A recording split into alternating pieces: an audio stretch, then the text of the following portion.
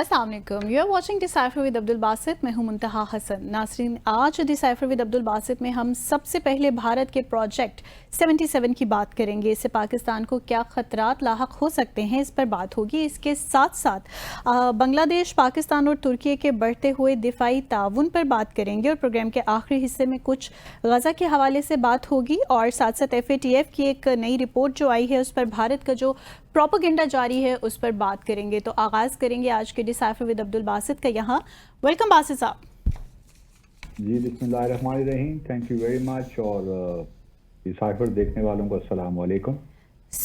बासित साहब, ये भारत का प्रोजेक्ट 77 आखिर है क्या ये पाकिस्तान के लिए अब मजीद कोई खतरे की घंटी है? पाकिस्तान इसको किस तरह से अपनी तई काउंटर करने जा रहा है?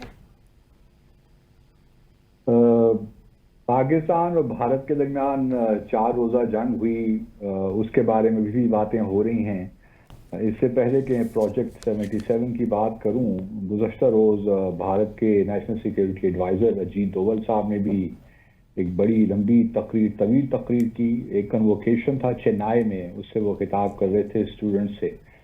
तो वहाँ उन्होंने ये कहा कि जी हमने तो जो अटैक किए, पाकिस्तान से मिसाइल भेजे, वो इतनी उन्होंने डिस्ट्रक्शन की, जो उनके हम टारगेट से हमने वो पूरे किए और उसके इमेजेस भी हमने दिखाए। जबकि पाकिस्तान की जानिब से जो कुछ भी मिसाइल्स फायर हुए या ड्रोन हुए, वो कोई नुकसान नहीं पहुंचा सके, बल्कि भारत में कहीं एक शीशे का ग्लास भी नहीं टूटा।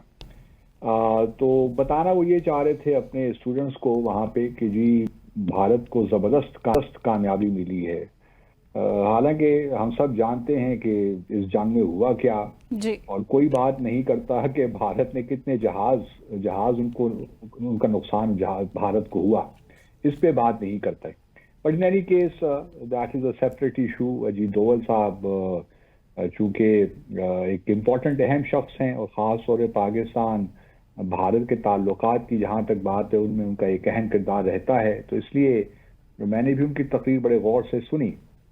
और अब क्या किया जाए कि वो एक रखते हैं एक बायस टुवर्ड्स पाकिस्तान, और हम we can't help that.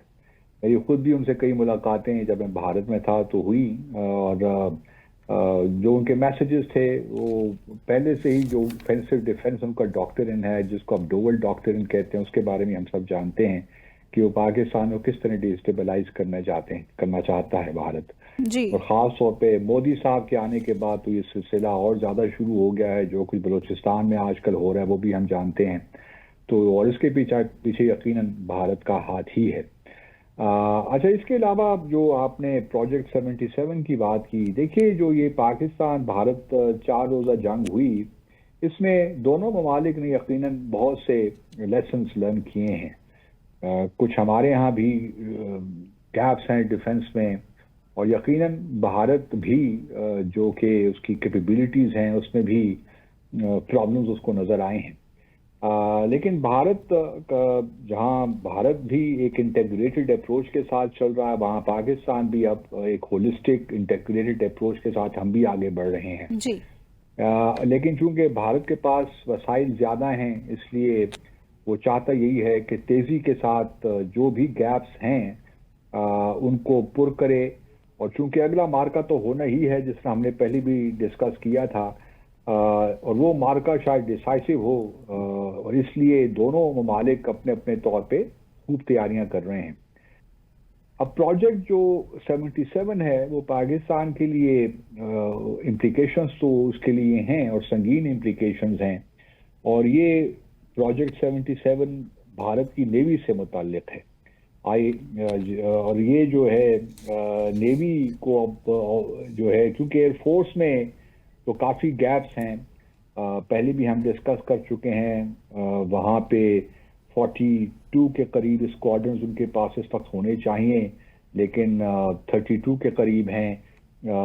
Teja का बुरा हाल है, वो जनरल इलेक्ट्रिक अमेरिका की जो कंपनी है वो 404 इंजन नहीं दे रहा। इसी तरह जो एडवांस मीडियम कम्बैट एयरक्राफ्ट है उसमें मुश्किलात हैं। तो वो मुश्किलात तो अपनी जगह भारत वो भी कोशिश कर रहा है कि उसको भी पुर करे जो गैप्स हैं, लेकिन इस वक्त उनका फोकस जो है नेवी भी है।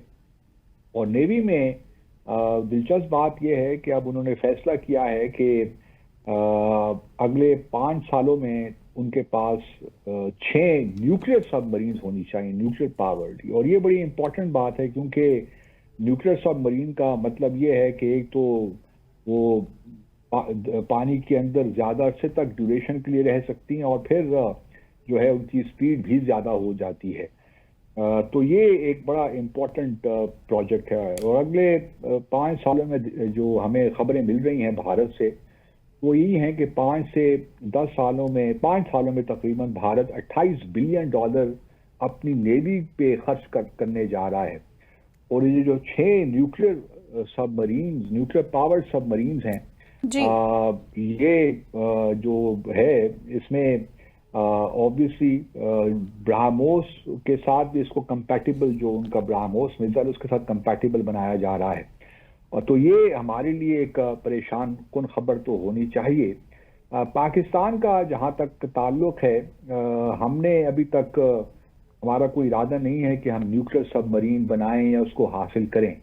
लेकिन हमारा अपना एक सबमरीन का प्रोग्राम तो है, क्योंकि सबमरीन जो है बड़ा इंपॉर्टेंट रोल प्ले करती हैं किसी भी मॉडर्न वॉरफेयर में।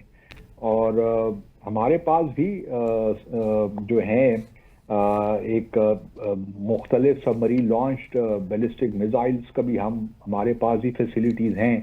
लेकिन हमें ये देखना है कि हम किस तरह भारत की जो न्यूक्लियर पावर्ड सबमरीन्स हैं और दूसरी भी जो स्टेल्थ फ्रिगेट्स वो बनाने जा रहे हैं और भी वॉरशिप्स बना रहे हैं, तो किस तरह हमने इनको काउंटर करना है। क्योंकि अगले मार्के में मैं जो देख रहा हूँ, गो के मैं मिलिट्री एक्सपर्ट तो नहीं हूँ, लेकिन मुझे लगता ये है कि भारत नेवी का भी भरपूर इस्तेमाल करेगा।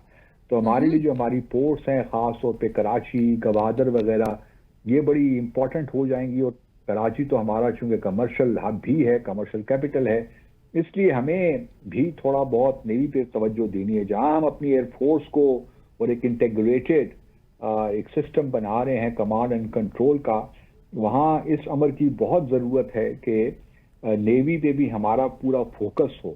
और जहाँ जहाँ भी कहीं गैप्स हमें नज़र आते हैं, अपनी जो हमारी कोस्ट है उसको डिफेंड करने के लिए, अपने शहरों को डिफेंड करने के लिए नेवी की कैपेबिलिटीज़ जो हैं उनको बढ़ाना पड़ेगा हमें। और मुझे उम्मीद है कि हमारी आर्म फोर्सेस जो हैं और इस पे भी तवज्जो दे रही होंगी।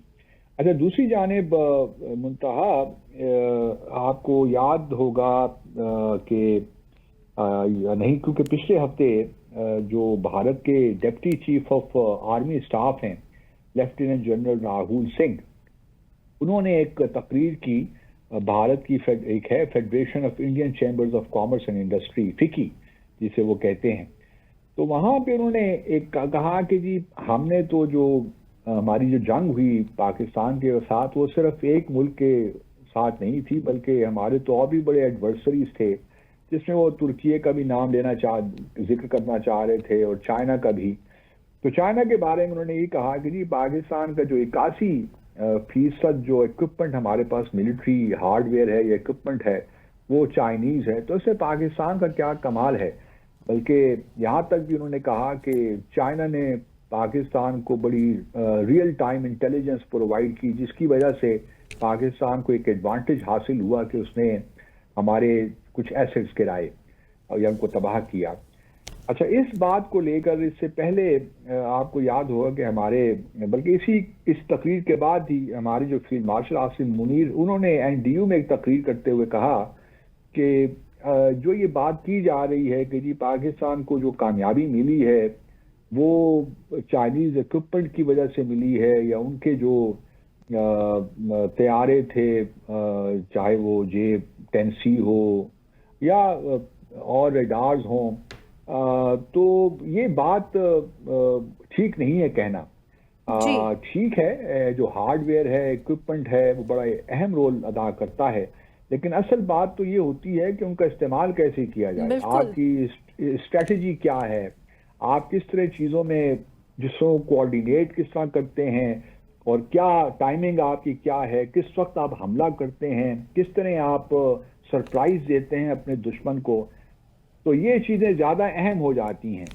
अच्छा, इसी चीज को भारत के जो चीफ ऑफ डिफेंस स्टाफ हैं जनरल अनिल चौहान, उन्होंने भी किसी हद तक लेफ्टिनेंट जनरल राहुल जो उनके डिप्टी आर्मी चीफ हैं उनकी बात को किसी हद तक आप यूं कह लीजिए कि डाइल्यूट किया है, और उन्होंने इत्तेफाक किया है फील्ड मार्शल आसिम मुनीर के साथ कि ये सिर्फ जो है त्यारे, कितने त्यारे हैं आपके पास, कितने टैंक हैं या कितने वॉरशिप्स हैं, इससे काम सिर्फ नहीं होता। असल चीज़ ये होती है हिकमत अमली कि आपकी स्ट्रैटेजीज क्या हैं, आपकी टैक्टिक्स क्या हैं, वो बड़ा कलीदी किरदार अदा वो भी करते हैं। तो जनरल अनिल चौहान को लगता है कि फील्ड मार्शल आसिम मुनीर पे कम अज कम इस बात पे जरूर इत्तेफाक है कि military hardware is not enough.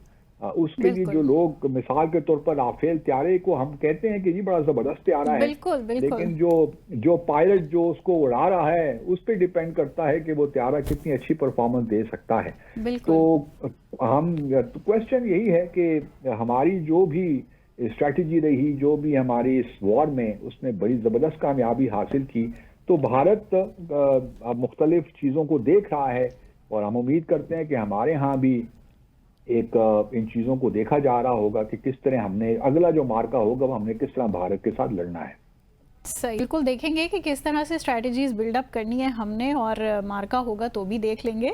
सो यहाँ लेंगे मुख्तसर सा वक्फा।